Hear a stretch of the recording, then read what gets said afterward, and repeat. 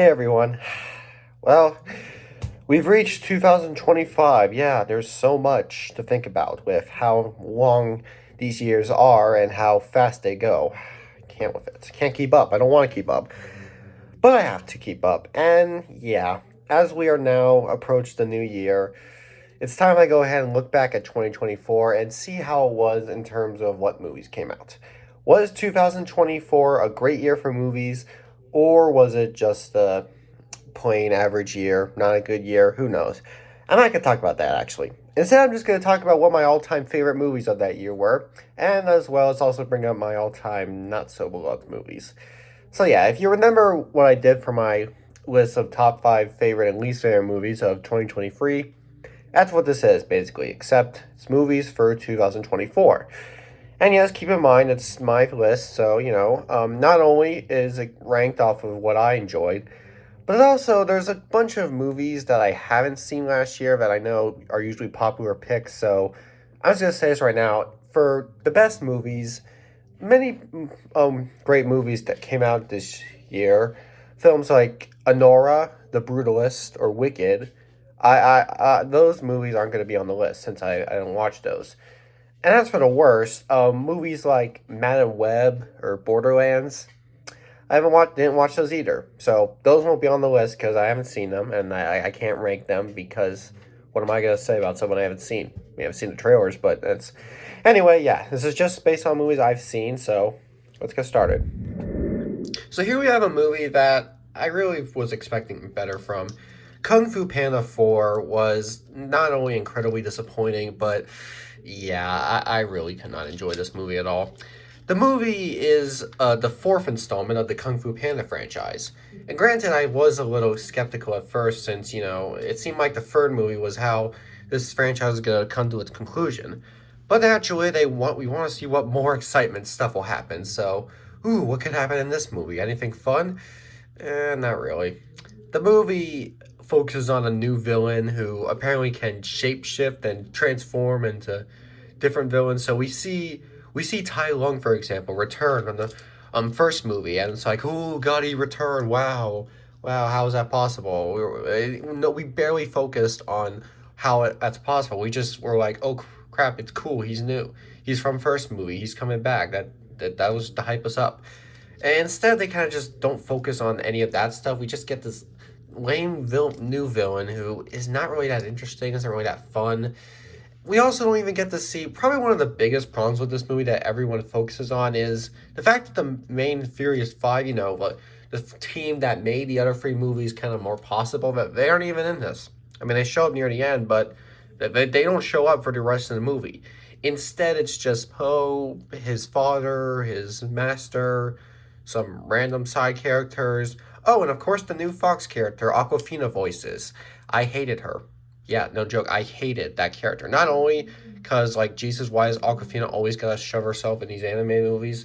But man, she did not work as a good addition. It was a stupid character. She was annoying, not funny. The movie's jokes were kind of lame. The budget was cheap. It looked very cheap, especially compared to how amazing most of DreamWorks' other anime movies were at the time. Overall, this movie is pretty bad in my opinion. I'm sorry. I wanted to like it, even though it didn't seem necessary, but it just didn't work.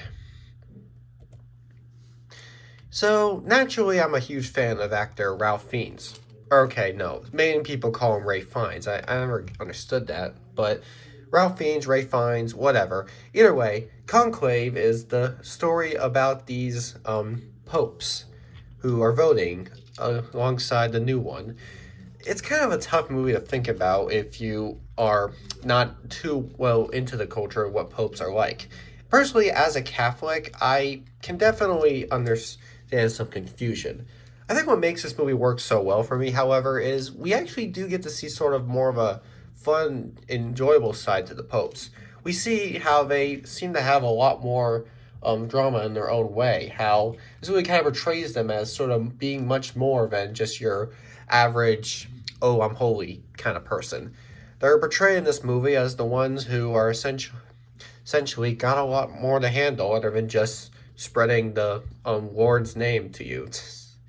Conclave definitely does share that idea, shares sort of, interesting things the popes can handle. I gotta say, again, for someone who probably doesn't have much of a connection with church, I really do like how this movie portrays its stuff. It's a fun, nice, enjoyable movie with some great performances, and overall, I think this movie is pretty great, even for someone who may not connect entirely with it. So, M. Night Shyamalan, he is a back and forth kind of person. Movies like The Sixth Sense, Unbreakable, Signs, those are good. Movies like The Happening, The Last Airbender, Lady in the Water, not good. And this movie, Trap, this movie, I was curious of because, it's interesting. Would Shyamalan be able to pull off the idea? Story of a concert that's being held as a trap for a man, a creepy person, a killer, per se. Well, what's interesting? What Shyamalan would do with a story? He would add as much suspense to it as possible, plus he, of course, would try to throw in a twist. And naturally, this movie does all of its stuff wrong. Now, granted, I probably will say I don't hate this movie in a similar manner to Shyamalan's other films. I mean, in terms of acting and such, it's not the worst in that reason, but there are a lot of issues with it. The biggest issue is how the twist is handled. Now, if you really do want to see this movie, then this is going to be a spoiler, but the twist in this movie isn't even portrayed like a twist. Like, maybe I'm overthinking it as a twist, but they do, basically, they do actually treat it more so as a twist. And granted, it's portrayed terribly in this movie. So the twist is that the main protagonist, the one who takes his daughter to see the concert, the twist is that he is the serial killer that the place is being trapped for. So granted, that isn't the worst twist. It actually could have been very impressive, but they drag it on. After they reveal it, there's still more than half an hour left in the movie, and none of it's really scary or anything that exciting. It's just, we already get it. He's the killer, so what more do they have to show? I don't know, man. They drags on afterwards, and they couldn't even do a good job at hiding the twist. They actually hint it times in the movie beforehand. You're not supposed to do it. You're not supposed to hint at something that you're gonna make it easier to figure out, and we don't want that. Look, yeah, man, this movie just isn't enjoyable. The twist was done poorly. The whole film's idea was done terribly. It's a really bad movie. It's not the worst of all of Shyamalan's films, but it is still a big disappointment. So, Clint Eastwood has made a lot of great movies at this time. Movies like Dirty Harry or Million Dollar Baby. He's really made a name for himself as both a director and even, in most cases, an actor. Juror number 2 is credited as his last film he makes. And what's the film about? It's a story of a juror. Now, I could be pronouncing that wrong. Juror? Juror? In court, the people who decide the fate of someone who is guilty or not. When they say we, the jury, stuff like that. Well, that's what this is about. This is about one of the people there. And sort of the family matters as well as personal matters about what he believes. And again, this is one of those fun little cases where we get to see the mind of someone you usually don't see too much importance with. I do like those movies. I like the movies that give an importance to someone who usually is taken away from the spotlight. Someone who isn't as much focused on in most cases as, they put the focus on some more of the front man. This is a background story, and I like it. Now, I kind of do wish this movie was more played in more wide theaters, but it only was limited. I didn't get to see the movie in theaters. I actually had to, of course, wait for it to come out on Max, but still, I was able to see it, and I really did enjoy what it did. It gave the light to this kind of idea.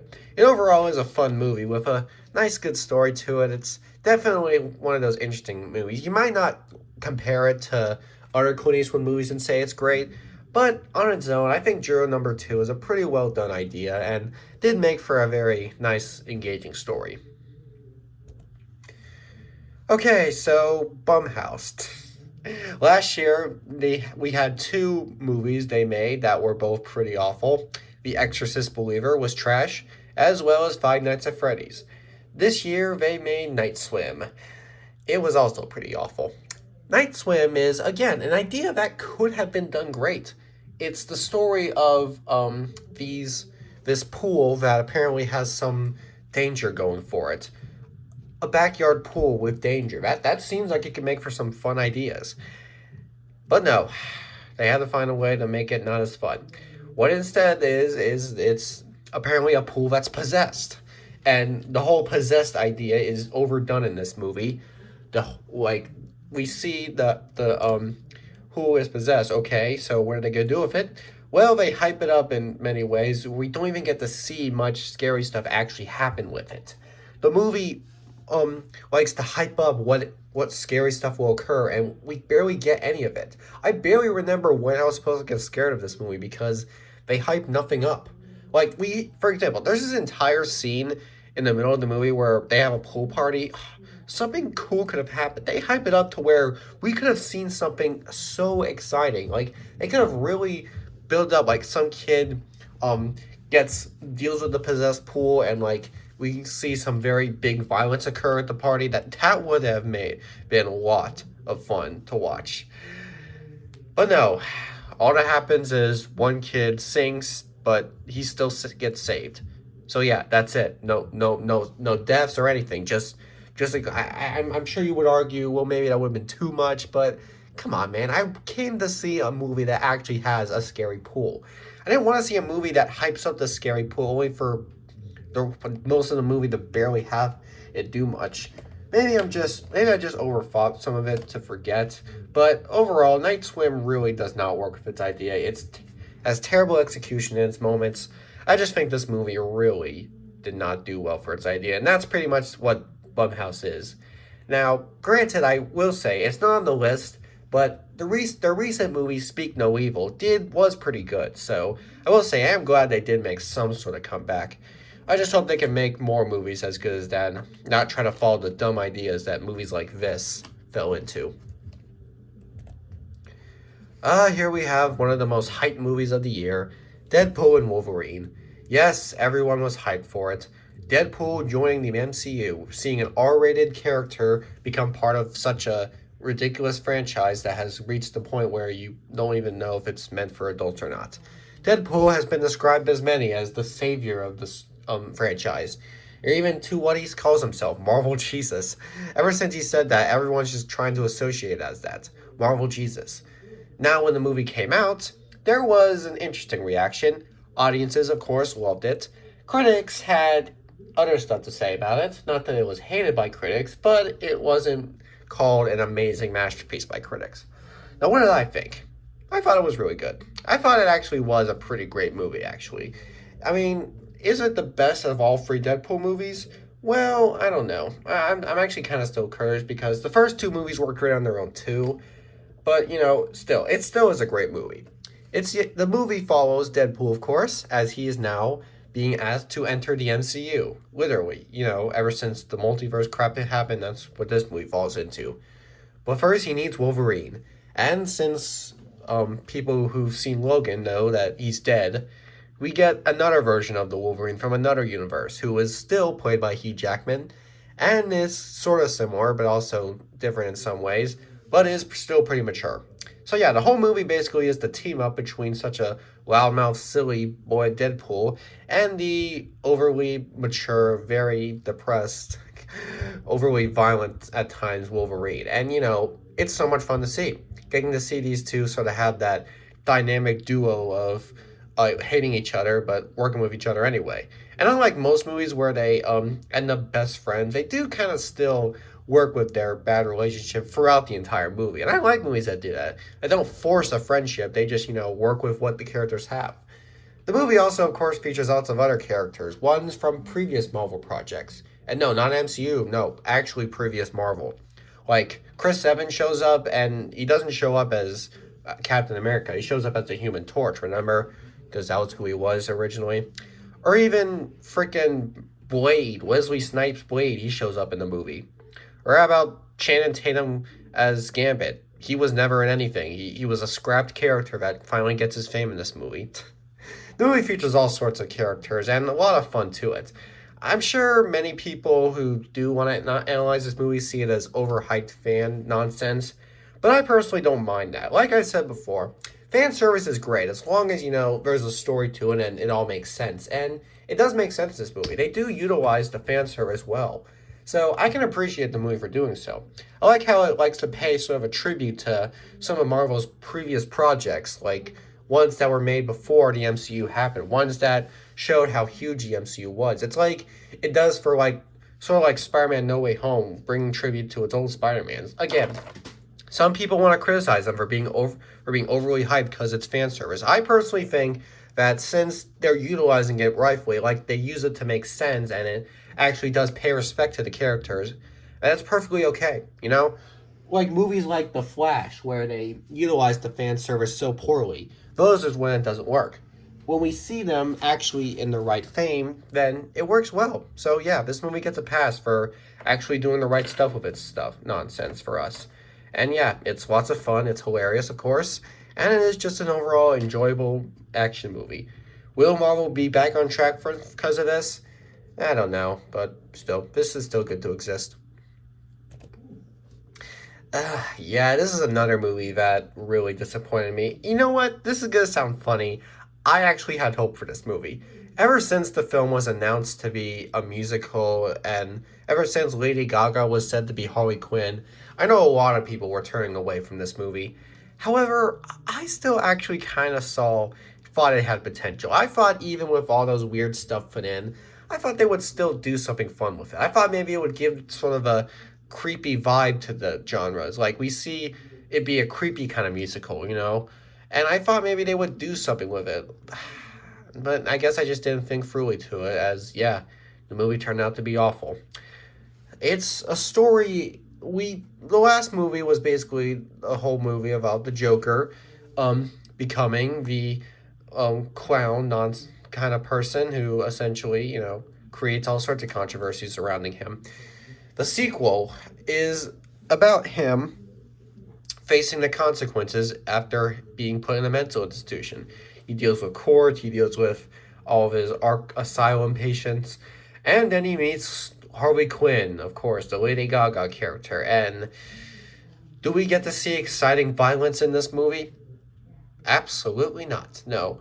Instead, we see songs and execution as we don't even get to much of the violence. The movie, again, it sets up its violence, but we don't actually get to see it in all of its fun glory. It's all wasted in the worst ways possible. This movie just doesn't utilize it right. It's terrible at doing so. The movie just really misses the mark in so many ways. It bothers me how much this movie could have turned out fine, maybe not as good as the first movie, but still could have had something great to it. But instead, no, instead they just wasted on song numbers, pushed Lady Gaga in, and the whole court hearing to remind us what happened in the first movie. Like, we know. It's a sequel. We're supposed to know what happened already. You don't need to remind us. Give us some more fun. Don't waste it on songs and all this backstory shit. But they did. And what we got is a terrible sequel. Probably one of the worst sequels of the year. Now, honestly, I was close to calling this the worst movie of 2024. However, there is one movie that came out that I'll get to it later, but yeah, I did find one movie I saw this year that kind of was a tad worse. We'll get to it later. Now let's go to Pixar. Pixar, man. I'll always have a love for Pixar. Even though some of their recent movies weren't top tier comparison. Like, for example, we got Lightyear, which was a disappointment to many. We got Elemental, which did not perform really well. So, what would Inside Out 2 do? Will it bring new light to Pixar? What will happen? Will it be a great movie? Will it be a disappointment? Well, many people saw it, and it's being credited as it literally became the top highest grossing animated movie of all time. No, seriously. Ever since it came out, it passed every single anime movie from it. Like, every anime movie in existence, it made more from. And that's surprising, Now, do I agree? Is it the best anime movie ever? Of course it's not. But I still think it's really great. I still think the movie actually works just about as well as the first movie did. The first movie focused on Riley in her tween years, growing into a new city and getting into a new school. This movie focuses on her as a teenager, growing new emotions, getting sort of a new kind of puberty range going on. And yeah, it's portrayed really well in this movie, I'll say. I'll say the movie really does a great job at giving us new ideas. We got not only do we get new emotions, but we also get to see some new sort of setup for the world, the build up world, and overall, it makes for just so much fun. It has everything that made the first movie so well is used again in this movie in almost a pretty same pattern. The animation, the comedy, the world building, the emotion, all of it is done really well in this movie. I know many people want to turn back on it since some would say, oh, it's just the same adventure going on, or someone argue, ooh, look at that, we don't get the same voice cast. You know what though? I'm fine with it because they still make everything work well. Okay, people are really starting to find problems with this movie because I guess since it became such a big hit, they're like, okay, well, what's wrong with this movie? But I still think the movie is really great. Does it have the same impact as the first movie? Maybe not. But considering it was able to become the highest grossing anime movie of all time, I say that's a work. And I don't think this is going to mean Pixar will want to expand more with just making sequels. No, I don't think Pixar's like that. I'm giving Pixar all my respect because I think that they know that movies that have a good point do a lot of creative stuff with their stuff. I'm sure Pixar knows that if they want to make something huge and successful, they just got to be more creative. As well as, of course, get more marketing towards it because the marketing and, creativity was kind of what made some of their other movies not perform as well. But this movie definitely was able to get that stuff right. So, you know what? I just loved all the amazing ideas this movie provided. So I don't care what others will want to complain. I think this movie was really amazing. Okay, so Tenet. This movie, I saw it because I have a horror friend. He always wants to see every great horror movie that he knows, so I join him. I joined him on this movie. I hated it. It's a card game. Okay, sounds interesting. What's the card game? Well, it's, some creepy game where you have cards and they decide what your fate could be. Ooh, sounds like scary stuff. What will we get? We'll get lame interactions with our protagonist. We'll get stupid teenage nonsense. We'll get all sorts of unexciting moments. We'll get the scary stuff will be incredibly disappointing. The lighting in this movie is a weird thing to focus on, but it was done terribly. Like, when we get to some of the scary stuff happening, the lighting, like, the movie was so dark. I don't know if it was the movie theater, but I swear, I could not see any of it because the lighting for the movie was terrible. That's a weird thing to focus on when criticizing a movie, but man, they did not treat its horror aspects well. I think what makes this movie so bad to me is how there's so much cool, scary stuff that could have happened. This is probably the best example of not using what it has as a card game. That could really implement something, even if some of it we kind of seen before. But no, it's lame. The interaction, the main protagonists, they aren't fun. The story's not fun. The final climactic scary stuff, no, none of it's exciting. The movie is just lame, not interesting. It is, I swear, I probably cared the least about this movie. And that's probably what makes it the worst one of this year. The fact that I was able to not care at all with it for how terrible it's all executed. The movie just really bothered me with how, unemotional I got. So, yeah. Tenet, it's pretty bad. I hated it the most, and, it was kind of hard to decide between this and some of the other movies I hated this year, but honestly, this movie just really bothered me the most. I think since I got the least care from watching it, it made it the worst. As for the best, we have, of course, Dune Part 2. I mean, this movie was awesome. It was incredible, seriously. The first Dune movie was pretty great, but this movie was epic in so many ways. We expand the world of the sand, and my god, so much is done. Seriously, we are given all this great new world building. We get new creatures, new action, new everything, okay? It's expanding, it's continuing. It's like a sci-fi marvel in this time. You know, the last decade, the 2010s gave us some of that great MCU stuff, but this decade, I think, in terms of what rules the world of action and sci-fi, I think Dune really does have it down. Because, yeah, this movie is just so well put together. If you haven't seen any of the Dune movies, then you're not being able to witness one of the greatest moments of action in this decade so far. So yeah, Dune Part 2 is amazing. It's what much better than the first movie, and I think that both movies really do put a name for themselves for this. I actually will admit something that's kind of embarrassing. I actually didn't get the chance to watch the first Dune movie in theaters. I had to wait until it came out on streaming. I'm disappointed in myself, but at least I was able to go to theaters to see this movie because, boy, by God, it can only be seen the best way possible. I feel like I didn't say enough about those that last movie. I feel like I kind of forced it in on the number one spots, but there's only so much I can say about these movies. All right, I did my time. That's every movie I saw. Not every. That's the top five favorite and least favorite movies of 2024. Will I make it to 2025? We'll see. We'll see.